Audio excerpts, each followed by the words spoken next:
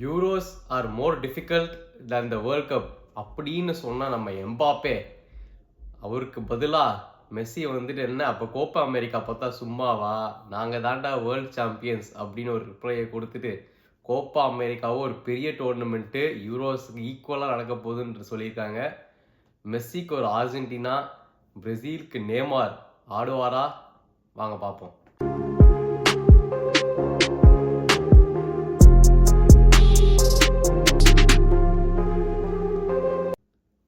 Welcome to football பேச்சு. இந்த வாட்டி வந்து நம்ம கோப்பா அமெரிக்கா கவரேஜை பற்றி பேச போகிறோம். யூரோஸ் வந்து நம்ம ஆல்ரெடி நீங்கள் பார்த்துருப்பீங்க, எல்லா வீடியோஸ்லேயும் வந்துட்டு கௌதம் கவர் பண்ணியிருப்பாரு. நீங்கள் சப்போஸ் பார்க்கலன்னா அதையும் போய் பார்த்துட்டு வந்துருங்க. இது யூரோஸ் என்ன நடக்க போகுது, என்னென்ன குரூப்ஸு, என்னென்ன டீம்ஸ் ஆட போகிறாங்க, அதில் ஒரு இப்போ எக்கச்சக்கமான டீம்ஸ் இருக்காங்க. பட் நம்ம கோப்பா அமெரிக்காவில் எடுத்து பார்த்தோன்னா அவ்வளோ நிறைய டீம்ஸ்லாம் இல்லை.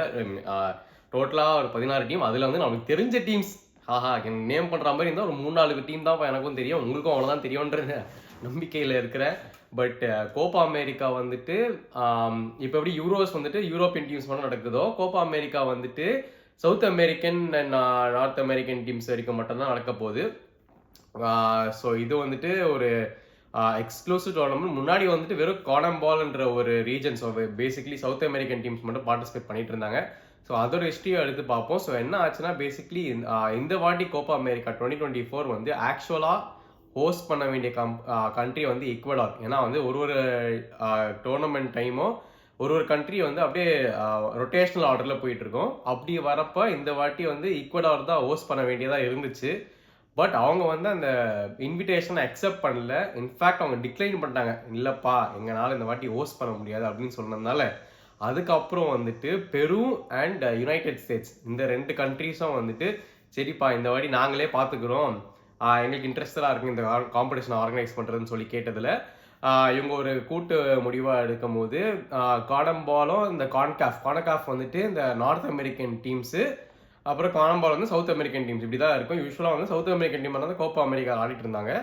அவங்க 2 பேருக்கும் ஒரு டைஅப் வச்சு இப்போ வந்து 2 பேரும் சேர்ந்து ஆடலான்னு சொல்லிட்டு 16 டீம், அதாவது 10 டீம் வந்துட்டு இந்த சவுத் அமெரிக்கன் டீம்ஸு, அதாவது அந்த Brazil, Uruguay, Argentina, chilli, Paraguay இந்த மாதிரி டீம்ஸு, அப்புறம் நார்த் அமெரிக்கன் டீம்ஸ் ஒரு 6, அதாவது வந்துட்டு Jamaica, United states, Canada, Costa Rica இந்த மாதிரி டீம்ஸ்லாம் வந்து சேர்ந்து 16 டீமாக சேர்ந்துட்டாங்க. இப்போ வந்துட்டு இந்த வாட்டி எங்கே நடக்க போகுதுன்னு பார்த்தீங்கன்னா யுனைடெட் ஸ்டேட்ஸ். ஏன்னா வந்து நான் சொன்ன மாதிரி அவங்க 2 பேருக்கு டைப் வச்சு யுனைடெட் ஸ்டேட்ஸையும் நடத்தலாம்னு சொல்லி வச்சாங்க. இதுதான் வந்து ஃபர்ஸ்ட் டைம் கிடையாது யுனைடெட் ஸ்டேட்ஸ் ஹோஸ்ட் பண்ணுறது. ஆக்சுவலாக 2016 கோப்பா அமெரிக்கா கூட யுனைடெட் ஸ்டேட்ஸ் தான் ஹோஸ்ட் பண்ணாங்க. ஸோ அதுக்கப்புறம் இப்போ இங்கே நடக்க போகுது. லாஸ்ட் டைம் வந்துட்டு ஒரு பயங்கரமான காம்படிஷன் நம்ம எல்லாருக்குமே தெரியும். இது வந்து அர்ஜென்டினா தான் அந்த கப்பை ஜெயிச்சாங்க. மெஸ்ஸி வந்து அப்போ பார்சலோனா இருந்தாங்க. அப்போ எல்லாருமே கிரிட்டிசைஸ் பண்ணியிருந்தாங்க, மெஸ்ஸி வந்து இன்டர்நேஷ்னல் டீமுக்கு ஒன்றுமே பண்ணுறதில்ல, அவர் ஆல்ரெடி வந்து ஒரு வாட்டி ரிட்டையர் ஆகிட்டு திருப்பி வந்தார் நேஷனல் டீம் மாறுறதுக்கு. அதுக்கப்புறம் அவரோட வில்லன் ஆர்க்க ஆரம்பிச்சு எங்கே முடிஞ்சது நமக்கு தெரியும்.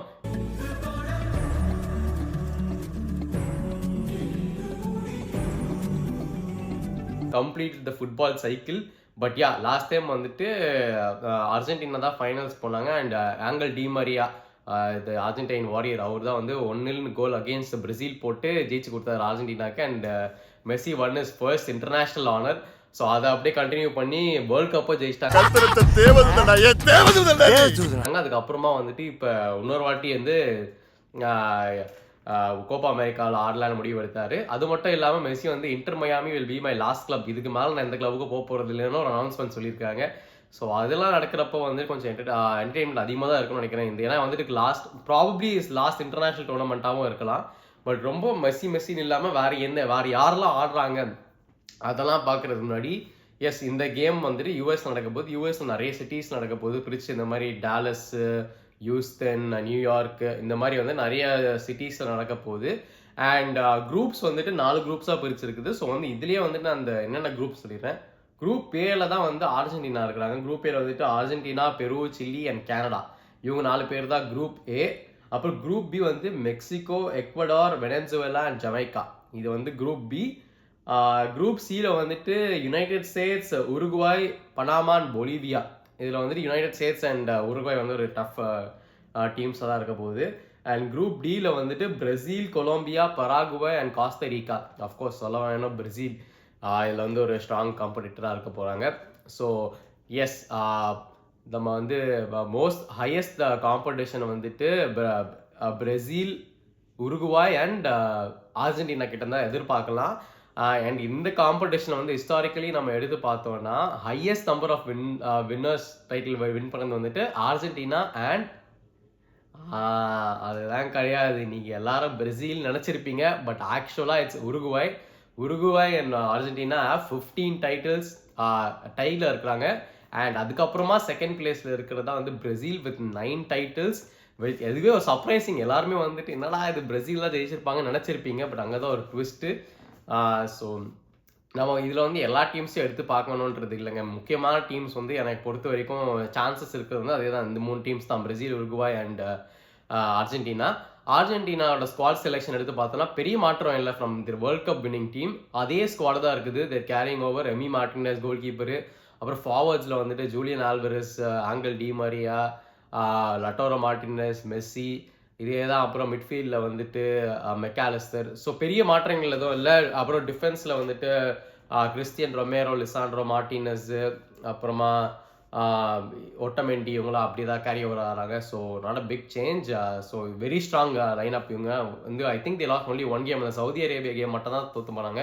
மற்றபடி அர்ஜென்டினா கிரேசி ரன் ஆக்சுவலாக இன்டர்நேஷ்னல் கேம்ஸில். அண்ட் அடுத்தது வந்துட்டு பிரேசில் ஸ்குவாடில் வந்து எல்லாருமே ரொம்ப பிடிச்ச ரொம்ப ஃபேமஸான பேர் வந்து நெய்மார் ஜூனியர். அவர் வந்து இப்போ இந்த சீசனில் இந்த கோப்பா அமெரிக்காவில் ஆடுறாரான்னு கேட்டிங்கன்னா ஆக்சுவலாக இல்லைங்க. அவர் இன்னொன்று இன்ஜுரியிலேருந்து ரிக்கவர் ஆகலை. ஒரு வருஷமாகவே அவர் ஆடலை ஃபுட்பால்.